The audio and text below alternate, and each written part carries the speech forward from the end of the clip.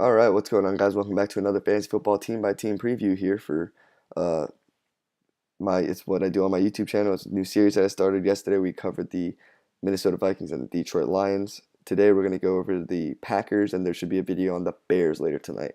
Real quickly, uh, like I mentioned, we're doing the Green Bay Packers. Um, in 2016, they finished 10-6, which got them first in the NFC North. They scored a total of 432 points, which is good enough to be the fourth best offense in the NFL. Defensively, they allowed 388 points. That placed them 21st in the NFL. To sum up their season, they had so many injuries to deal with, especially in the secondary. That's why the Packers defense was so bad. But they still managed to roll into the playoffs. But they weren't able to make it to the Super Bowl. At the end of the day, there were too many injuries. They couldn't slow down Matt Ryan's offense, and they couldn't keep up with him. So let's talk about their 2017 fantasy depth chart. We got at QB Aaron Rodgers. Unless he gets hurt, Brett Hundley and Joe Callahan are both pretty irrelevant. At running back, we have Ty Montgomery and his backup Jamal Williams and Aaron Jones. At wide receiver, we have Jordy Nelson, Davante Adams, Randall Cobb, and Geronimo Allison. At tight end, we have Martellus Bennett, Richard Rodgers, and Lance Kendricks. You guys can pause this here if you want and read what I have written, but I'm gonna go over it real quickly. Aaron Rodgers he's being taken number one in drafts right now, number one QB. That's where I have him too. I think she's gonna have another fantastic season. Really, not much else to say. It's Aaron Rodgers. Now he has Martellus Bennett to work with in the end zone or in the red zone, and Ty Montgomery in the backfield. So teams have to stay on their toes and not just play the pass all a bunch. He can actually do play actions and stuff to help him roll out and get him better, maybe even a better yardage total than last year. Because you have to realize last year, Rodgers and the Packers were throwing over 60% of the time. Defenses knew that. They could expect to pass most possessions. And because of that, maybe sometimes Rodgers wasn't able to, hit the open man or something. Or maybe there was no open man because the defense was playing the pass too much. This year, that could change. I expect another huge season for Aaron Rodgers. Nothing much else to say there. Running back, here's a guy I really love this year, guys. Ty Montgomery. If you don't know his story, he was a wide receiver last year, but because of the injuries to Green Bay's backfield, they eventually literally had to switch Ty Montgomery from wide receiver to running back, and he was spectacular in that role. In the 6 games that Montgomery started, he rushed for 77 times for 457 yards and 5.9 yards a carry and 3 TDs. A lot of those yards did come in one game, keep that in mind, but still, that doesn't mean he was bad because he did lead all running backs with 5-point yards after contact. Um, it looks like Montgomery's going to be the bell cow running back in this offense. Mike McCarthy has stated that he would be their starting RB. Um, yeah, he said he could do everything. The only thing that Montgomery has to work on a little bit is pass protection, but he's been apparently working really hard at that. So it's Montgomery's job in this backfield. He's being currently taken as a 17th running back. I think that's a little too low in my opinion. I have him around 10 to 14. And I think he's a huge breakout candidate. I think he's being slightly undervalued. A lot of people see him as an RB3 with RB2 upside. I see him as a running back 2 with RB1 upside. So I really like Ty Montgomery this year, guys. His only threat is Jamal Williams. I did mention him earlier as his backup. Jamal Williams is the guy they drafted.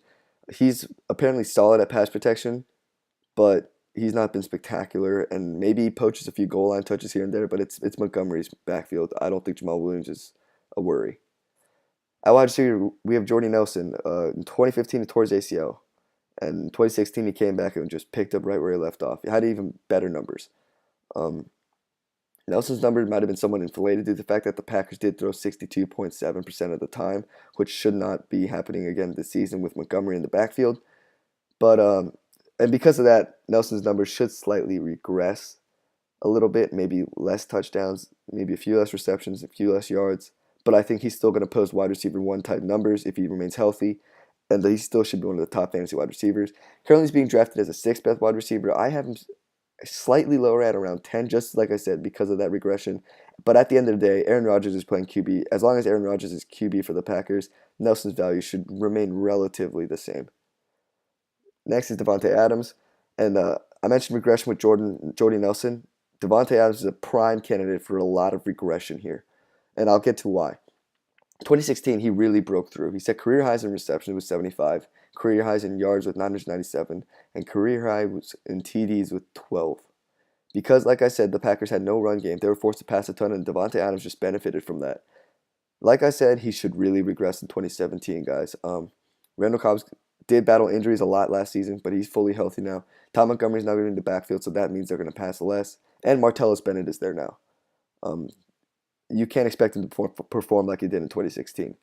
Like also, TDs are extremely hard to predict year to year. You can't draft players. I'm gonna go over draft philosophy. I'm gonna make a draft philosophy video for you guys, but real quickly, there's a quick heads up. You cannot draft players based on if you think they're gonna score touchdowns or not. That's just not a good way to do it because TDs are they're the hardest thing to predict from year to year. Davante Adams, his career high in TDs before last year was 3, and that was 2014. That wasn't even 2015.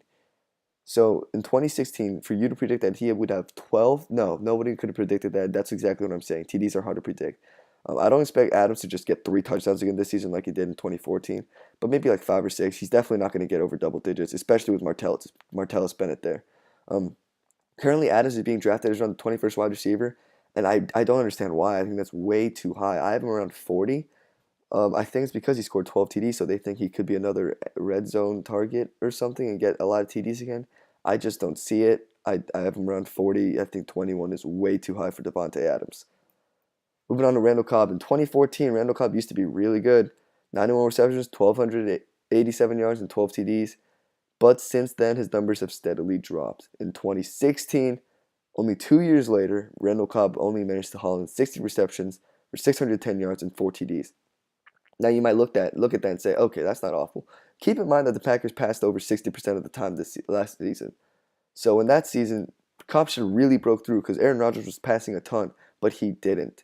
And yes, he was battling injuries, so let's keep that in mind. But I'm not sure if we're going to see the 2014 version of Randall Cobb. Randall Cobb is currently being drafted at around the 40th wide receiver.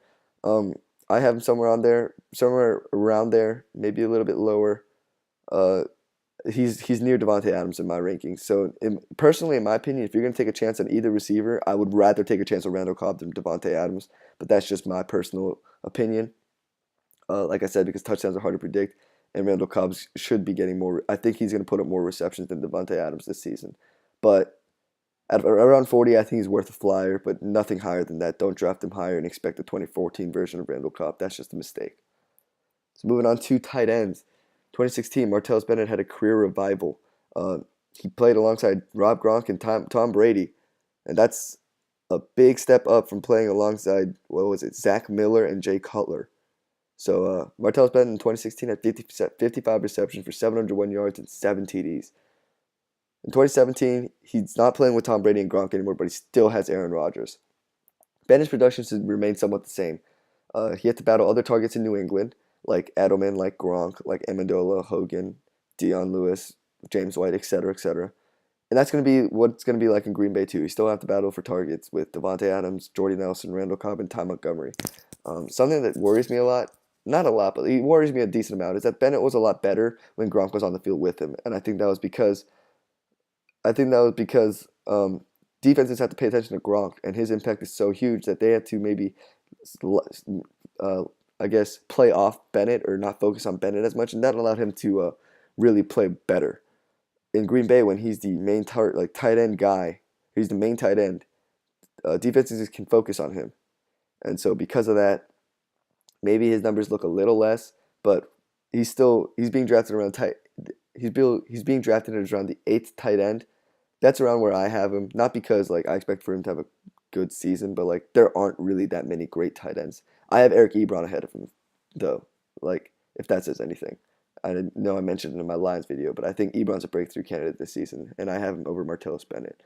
I think Martellus Bennett should get a decent amount of TDs just because in the red zone they should feed him. But I don't know how many. I don't see 700 yards for him again. I don't see 55 receptions. So that's about it, guys. We're gonna get on to the final notes here. We got Aaron Rodgers. He's my #1 fantasy QB, and he should have a huge season once again. Like I said, I really like Ty Montgomery this year. I think he's an RB2 with RB1 upside. Jordy Nelson should slightly regress, but he's starting to still put up solid numbers. Davante Adams will really regress in my opinion, and I have him I think he's going to end up as a wide receiver 4 in fantasy this year. Randall Cobb might be worth a late flyer, but nothing more. I don't really expect a big season for Randall Cobb. And Martellus Bennett should put up similar numbers to what he had last year. So, wrap it up, guys. I know it says Minnesota Vikings preview. I'll change that to the Packers preview, but follow me on Twitter. you have any questions, ask me on Twitter. And if you're interested in my lineups, DM me on Twitter. And leave any feedbacks in the comment section below. And that's about it. I'll see you guys later today.